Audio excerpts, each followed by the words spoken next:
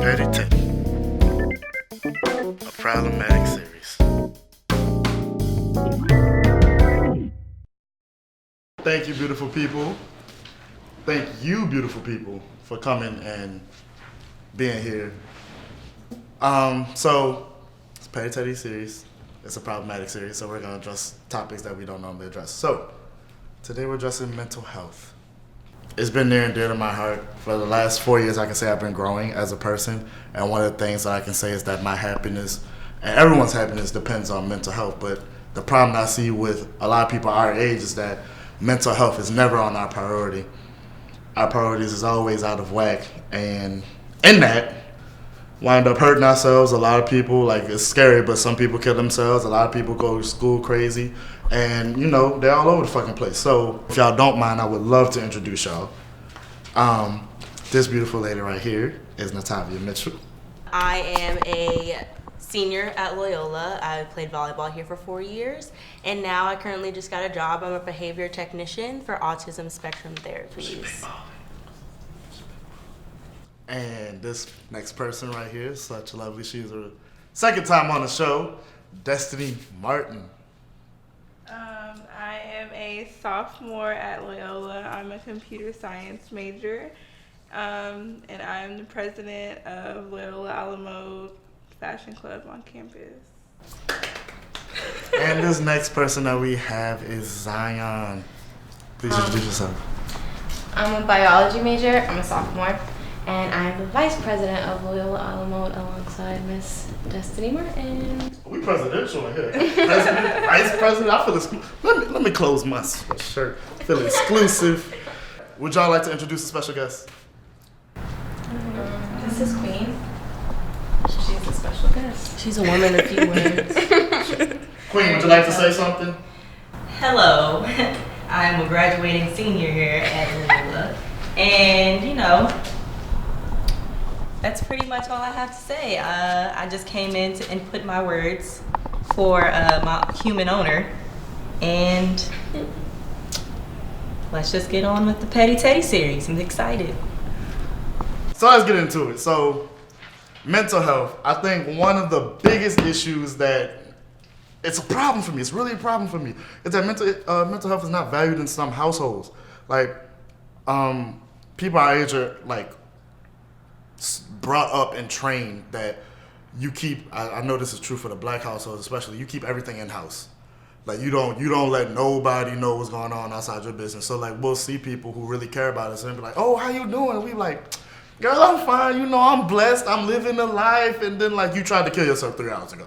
So it's like like that's kind of out of pocket for me. But it's like we've almost ingrained in our children and our families and friends that you deal with that stuff on your own time. But obviously that's not working. So I was like, to y'all, what do y'all think is the problem? What solutions can we come up with it? Whoever wants to go first, by all means. I feel like from personal experience, it's not that, I wouldn't say, I feel a lot of people believe that the black community has this negative outlook on mental health. And I just would say it's not that we have a negative outlook, it's just not a priority in our households.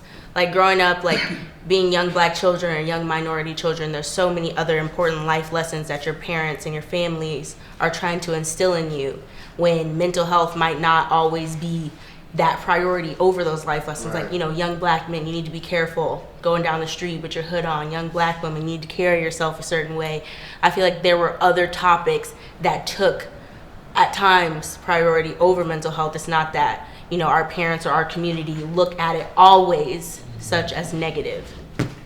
I feel that on a personal level, and like you were saying, like it's just there's so many other things that come before mental health, and I think one of the things that's missed when growing up is that all those things won't matter if you're always having anxiety attacks, if you're always depressed, if you have because what comes with that is like you're basically suppressing who you are.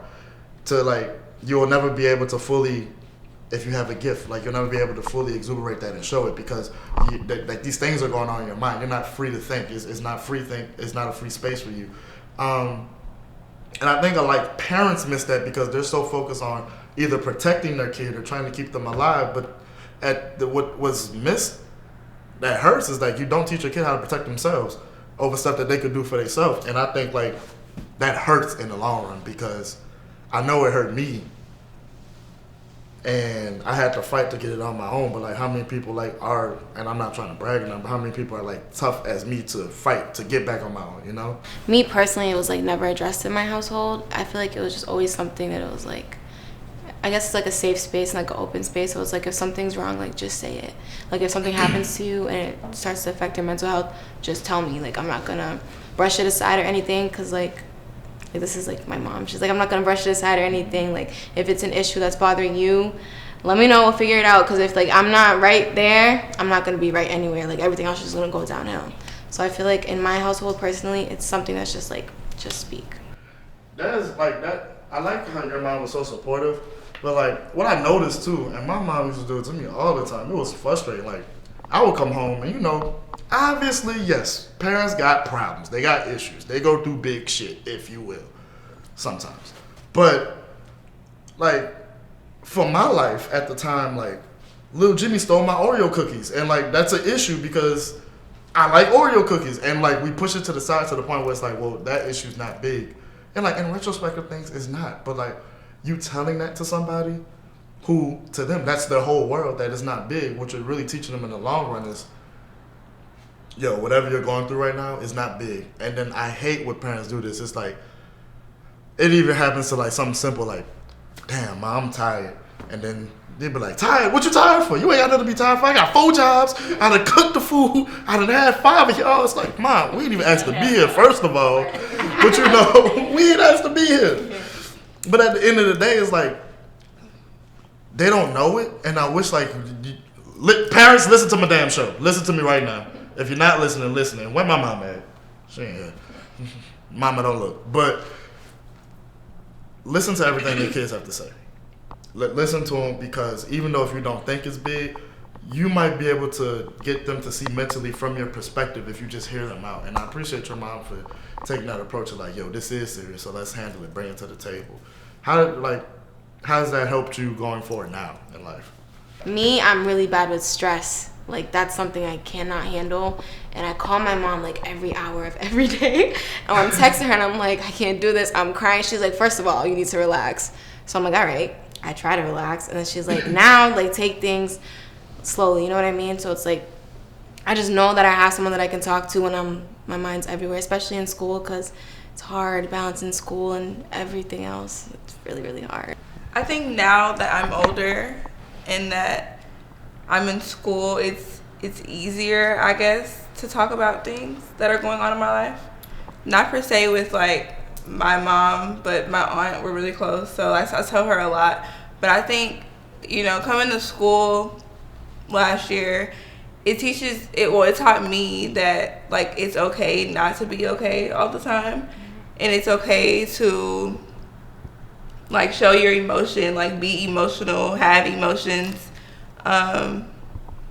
It's okay to have a bad day. Like it's just something that I learned on my own, and that I don't know, like in my household growing up, I guess I couldn't have bad days. You know what I mean? Like it was just like I got you with that. I'm a kid, but I'm having a bad day, but I'm a kid, so it's not like I'm really having a bad day. Right. Get over it. Right. I would say for me, I think it's the contrary.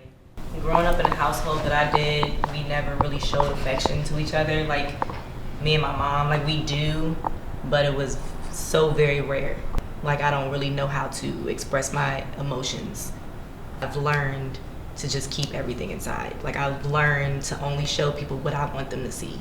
Now I'm like trying to learn how to be better with the words that I say, and also like just telling people, like my close friends, what's going on with me, or like, because those are the things that I feel like I can't necessarily talk to my mom about because she's so busy with her life, and I feel like me putting all that on her would just make her even more stressed, or it would have a negative comeback, like, oh, well, what are you stressed about? Like, that's not something you need to worry about right now, or that's not something that you should be stressing over. Mental health definitely starts with the way that you grew up and the way that your parents have taught you how to deal with it, or how like they talk to you about certain things. Thank you guys for coming. I really appreciate having y'all. Really thank y'all for watching. Please remember to like, subscribe, and follow at Petty Teddy Series. If you're on Instagram, at Petty Series, on Twitter, and at Petty Teddy Series on YouTube, of course.